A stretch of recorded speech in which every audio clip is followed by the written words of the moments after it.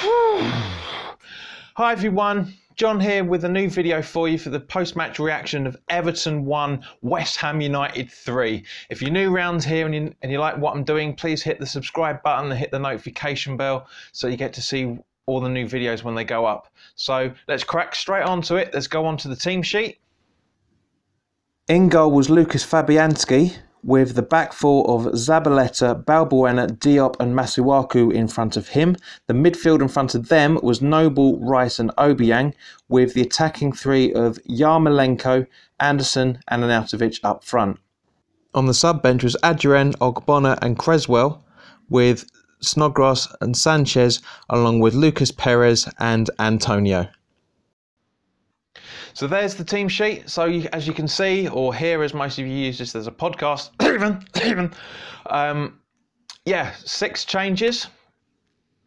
And, you know, to be honest, for the first half, well, for the majority of the game, to be honest, but especially for the first half, could not fault them to anything. It was just brilliant. Such intensity of the play there. I mean, don't get me wrong, in the first 5-10 minutes, Everton were all over us, and you know we had conceded a corner from Everton, which didn't really come to anything. But 11 minutes in, boy oh boy, Obiang senses of, honestly, before I talk about that, Obiang and Arnautovic, whilst Arnautovic was on the pitch, spoiler alert, guys, those two were working together so brilliantly. Obiang passed the ball over to Arnautovic while he was breaking behind the Everton back four on the 11th minute.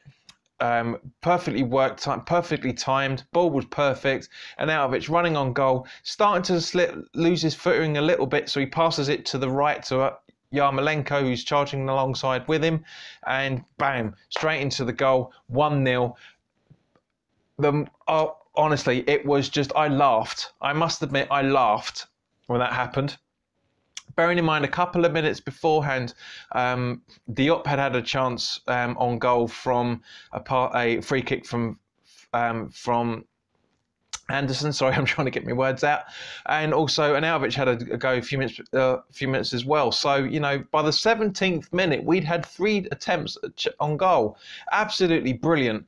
And then for the second goal on the 30th minute, if I remember correctly, Yarmolenko's second.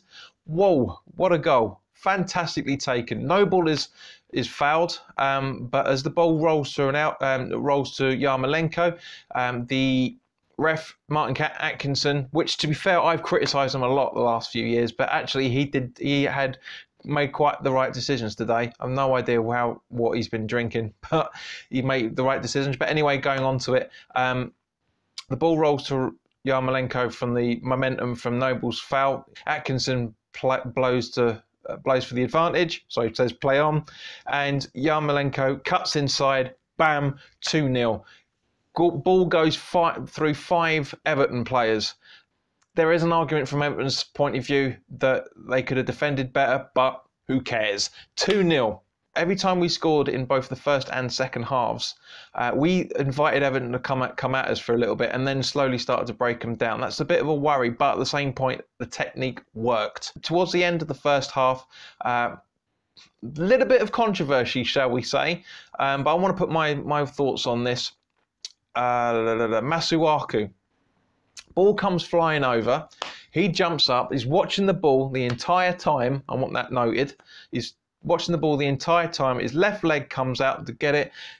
Walcott is noticing what's going on and is trying to go for the ball, but he actually starts to crouch over to make sure that Masuaku's foot doesn't hit him. Unfortunately, he does. The momentum it takes, it gets the back, starts at the back of the head. Yes, it's a foul. No, it's not intentional. And no, it's definitely not dangerous play, because at the end of the day, he can't see him. He doesn't know he's there.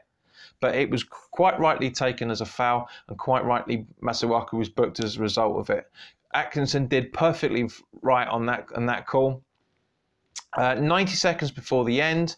That's not the only controversial moment from the game, unfortunately. Well, this is West Ham. 90 seconds before the game, Silva makes a change, takes off whoever it was, and brings on Bernard. or Bernard as they call him, but we call him Bernard, and doesn't really make that much of a difference because literally in the dying seconds towards the end of the first half, great free kick, and Sigurdsson rises up and a great header, and it's 2-1. First half, everybody played well. Fantastic. You know, Fabianski was brilliant, made some fantastic saves. Some not all that easy either, to be honest. Most of the balls that Fabianski had was on target and on him, but it was very, very good saves from him. Masuaku played well. Balbuena and Diop looked like they're really starting to work well together. Zabaleta gave his all, as he always does. Noble played well. As I say, Obiang set up the Yarmolenko first goal, not assisted, but he set the run up. Noble played well. Rice played well. Anderson played fantastically well. Yarmolenko played well, and Arnautovic was brilliant as well. So turning to the second half now. Again, good play from West Ham. I must admit, I was very surprised. I thought we were going to capitulate, to say the least. But no, we stood our ground the entire match, and it was brilliant. Very, very good goal from Arnautovic. Again, him and Obiang passing to each other, little triangles, very, very similar to Anderson and Arnautovic at Arsenal away. As far as I'm concerned, and as far as the ways the football's concerned, that Wolves game didn't exist. You'd never know that those guys had a blasting, because they played fantastically well. It was like the Wolves game never existed. It was all a bad dream for us. So, Arnautovic scores as well. So it's 3-1. Now, interesting to say on it that throughout the game, Everton had 56% possession, 16 shots at goal, 4 on target, 4 corners, and 15 fouls. We had 44% possession, 9 shots, 4 on goal, and 2 corners, and 12 fouls. So that's better. That's better from West Ham. That's what we want to see. I mean, West Ham, where were you to the last home game? Absolutely brilliant. Very, very happy with the performance. Arnautovic unfortunately went off because he had a bit of a problem with his left knee the little bit under the top of underneath the knee again, sadly. Antonio came on in his place. Didn't really offer much, unfortunately. He did some good runs and stuff, but it was a perfect opportunity on the 83rd minute, 84th minute, something like that. Literally it was only Antonio from the Bolin days. I hate to say this, but Antonio from the Bolin days would have scored that goal. It had a defender around him, and Pickford wasn't that far away in terms of the line between the two players. Pickford was pretty much right behind them, and the Antonio that we know would have whacked that round him, and it would have been 4-1. It's my only criticism of Antonio, because he's still not there yet. I don't know what he is. He played better than to be fair, but no. Where are we? Noble came off for Sanchez. Sanchez didn't do too bad. I mean, he screwed up, which led to a corner, but that was it as far as, not a null and void performance as far as I'm concerned. And also, yes, the other moment of controversy. This isn't looking good for our new boy Lucas Neves. Really isn't looking good. Apparently, he was asked before Snodgrass came on for Yarmolenko, because I think the plan was that Yarmolenko was going to come off, and Antonio was going to go out to the wing, and we're going to have Neves up front. I reckon that's what Pellegrini's plan was, but it had to switch it very, very quickly to bring Yarmolenko off and Snodgrass in his place. Snodgrass didn't do too badly, to be fair. He was a little bit brash in a few things, but other than that, didn't do too badly. Now the reason why he's going to get a lot of criticism, and I'll be very, very surprised if Perez is in the formation in the team sheet for Chelsea, unless something's going on to the contrary, because Perez was asked to warm up and he declined. That's not good. That's really, really not good. Now, it's one of 3 things.